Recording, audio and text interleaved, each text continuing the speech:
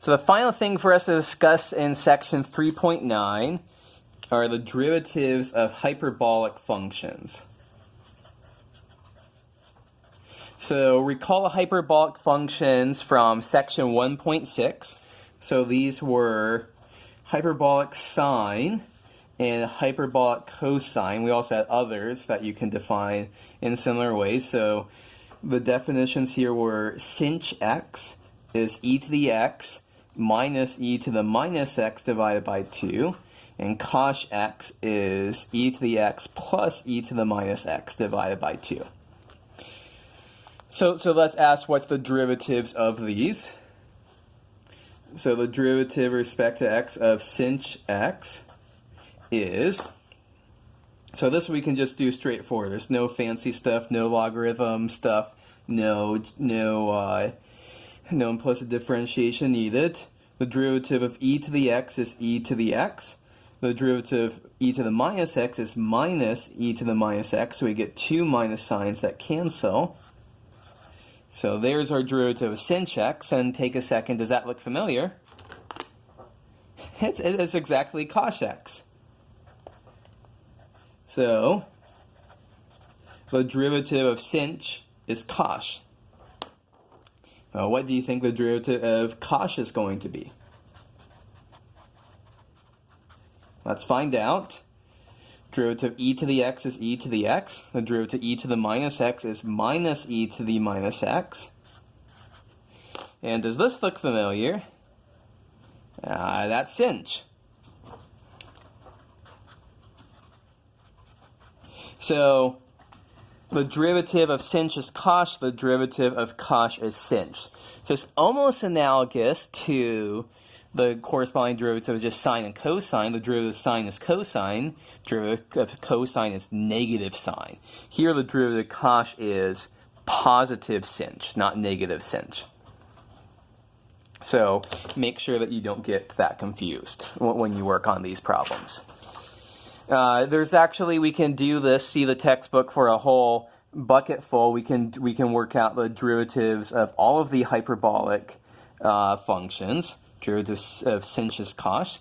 The derivative of cos is sinh. The derivative of tanh is the square of the hyperbolic secant.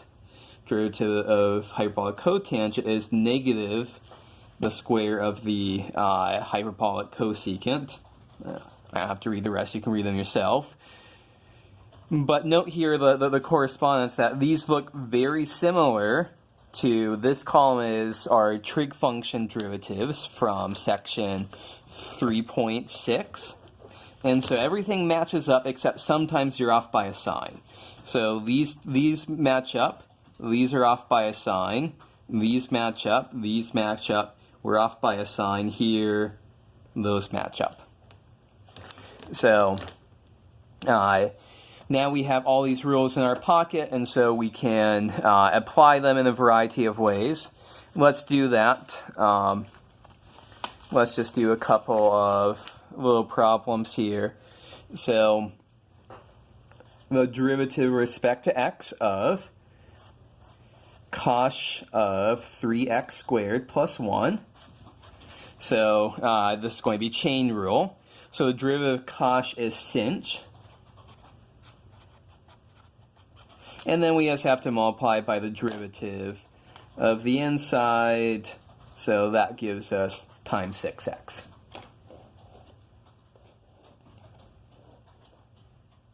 Okay, so that's pretty straightforward.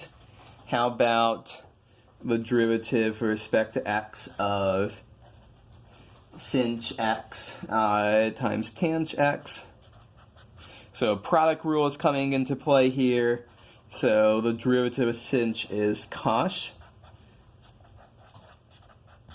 And the derivative of, so sinh times the derivative of tanh, which is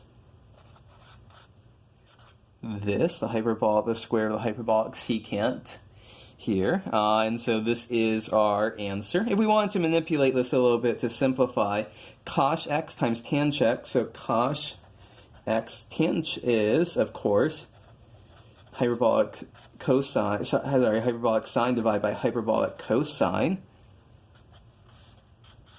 And we see two factors that cancel here. So simplifying, there is a perhaps simpler answer. So that is examining derivatives of our hyperbolic functions. So there's one final case that we want to look at, and that is derivatives of inverse hyperbolic functions. So I'm just going to, you can read the book to drive lists and stuff like that. I'm just going to tell you, I'm just going to make a list here. So we have inverse hyperbolic sine, inverse hyperbolic cosine, inverse hyperbolic tangent, inverse hyperbolic cotangent, inverse hyperbolic secant, and inverse hyperbolic cosecant. So let me list off their domains. You can take a look in the book for more information here. All x is at least 1, absolute value x is less than 1, absolute value x is greater than 1, x is between 0 and 1, x is not equal to 0, and here's the derivatives. They have kind of elegant derivatives, that's why we care about them. So they are 1 over square root of x squared plus 1, 1 over square root of x squared minus 1, 1 over 1 minus x squared, derivative of inverse hyperbolic cotangent, also 1 over 1 minus x squared, minus 1 over x times square root of 1 minus x squared, and negative 1 over absolute value x times square root of 1 minus x squared. So you can see the book for more information about all of these. I'll just observe that some of these, yeah, these have kind of nice derivatives. Maybe this is the fact that the derivative of the inverse hyperbolic tangent is 1 over 1 minus x squared. That's a very elegant derivative, so that's nice. And I'll point out that once again we see a similarity with the regular trig functions.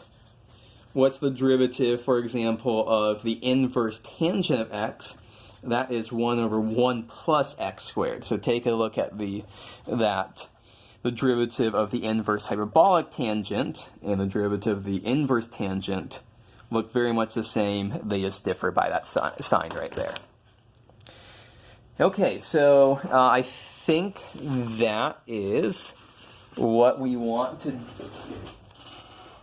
I think that's what we want to do in this set of videos. And so just to finish this off, sorry, it took me a moment to find my final pre-class problem. So number 4 here, just apply the chain rule to find the derivative of the hyperbolic tangent of e to the x. Okay, and that's a wrap on our video set.